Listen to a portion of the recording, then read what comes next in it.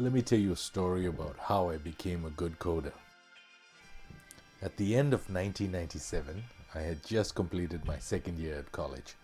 I could write code in a couple of languages, but I'd never seen production. I had landed a summer job at the petroleum refinery my dad worked at. They had an undergrad student holiday program. I was paired with Keith, another second year student. Our parents knew each other. Being young technology undergrads made us popular. People spoke to us with admiration. We were treated like the future was going to have expectation on us. It made us feel good. Back then, the term CIO wasn't popular, and IT departments were just a fraction of what they are today. The technology head was called the IT manager, and the refinery IT manager at the time, we'll call him Fred, had a very special job for the technology students. It was the late 90s. Every established business had the Y2K bug on their mind. It was arguably the biggest collective code review of our entire industry and forever changed the way we architect systems. Fred explained that the refinery ran on a ton of software, a lot on embedded systems, with systems running on second, third, and fourth generation languages. They'd already begun their system audit, but they weren't convinced, so they'd also purchased a code scanner that would search through their code and look for day-date issues, but they hadn't been able to get it to work.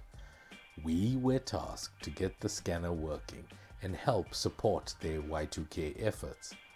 Few people understood what code review was, and even less knew what it entailed, us included. We listened intently, but he may as well have been speaking French.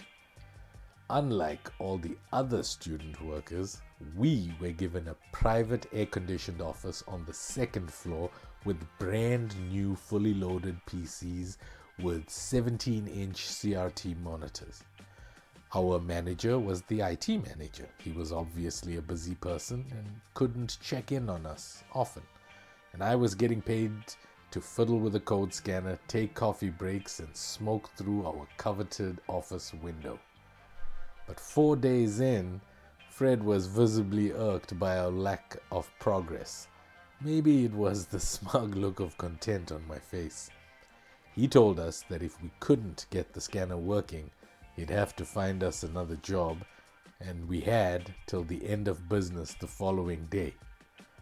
That was all the motivation I needed. I wasn't willing to give up our private office with smoking privileges to go sit with the rest of the students.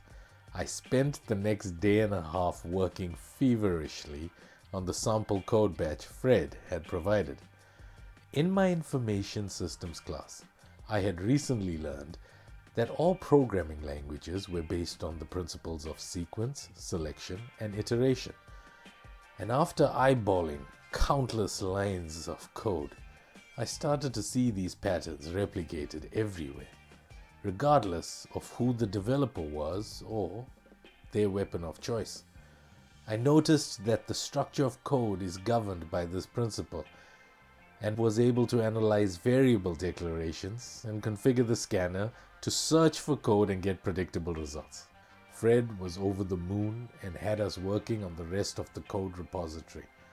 Keith and I were able to keep the office and spend the rest of our time updating printer drivers. Shout out to my boy Keith.